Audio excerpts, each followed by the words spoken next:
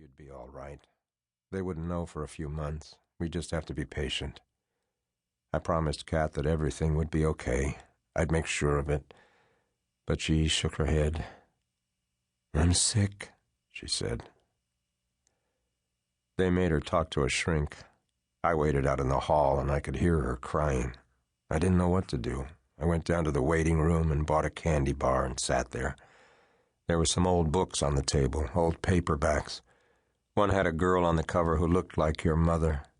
The book was My Antonia, and I vaguely remembered reading it in high school. Later I gave it to her, and she snapped it out of my hands and told me to leave her alone. We had this thing between us. She didn't think she was smart enough for me, which of course wasn't true. She was the smartest person I ever knew, the kind of smart you don't get in school. I'd gone to a fancy prep school where my father was a teacher. I'd grown up in a crummy faculty house with people coming and going, writers mostly, nasty, drunken poets who always ended up sleeping on the couch. It was one of those poets who turned me on to dope, among other things.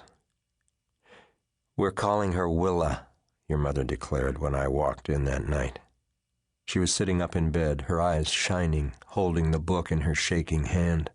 I could tell she'd liked it, and we named you after its author. We brought you home, and the very next day they sent someone over from Child Services, and it was that same woman who suggested we give you up. She brought 2 cases of formula and some diapers. She looked around our apartment, her eyes grim. Kat served the woman tea in one of her mother's old china teacups. It had little rosebuds on it, and your mother had saved it for a long time, keeping it carefully wrapped in newspaper so it wouldn't get broken, but the woman wouldn't even touch it. She kept on us, trying to persuade us to let you go, to give you a better life, but we put her off. I tried to find work. I could get work here and there. For a little while, things were good between us, and Kat was all right, and I sometimes forgot that her blood was tainted. She would do things, buy peaches, and there they'd be, fat and round on the counter, or she'd make a meal and set the table like we were a real family. I don't know. I couldn't deal with it. It was a time in my life when I didn't know any better. I didn't know who I was. Sometimes I wouldn't come home for a few days, and it would be just her and you, and she'd know when I walked in stinking of dope, the whole thing, the cigarettes, sometimes women, and she'd just hold me because there was nothing else to do. I know it sounds pathetic to you, who we were, but it's the truth, and I can't change it.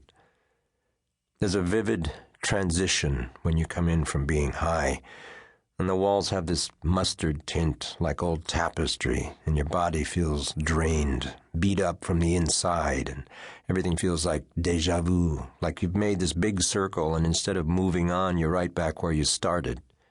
I don't know. It's hard to explain, and I'm not good with words, even though they shoved Tolstoy down my throat at Choate and fucking Whitman. I have a box of quotes someplace. I'd even memorized some of it. Fucking useless information. Anyway, later on, weeks, maybe months, she started feeling sick, and it was like crashing into a wall of bricks. And for a long while, you see the pieces of your life floating all around you, the burning embers of your totally fucked up world, and it comes to you that you haven't made much of your time, and you haven't done all that much, and it's almost over. It's like you can hear them cackling about you up in heaven, the big mistake you've turned into. By then I had found a job working construction. I'd been up on rooftops looking down on the clay-colored buildings, the dark alleys where you see things you shouldn't, people pissing in the gutter or puking or sharing secrets. You can see the steep hills and the trolleys with their little bells. I've been up on buildings in the pouring rain. Sometimes it comes down so hard you get the feeling it is God himself drumming on your back. When you work on buildings, you see things. I've looked into the rooms of strangers.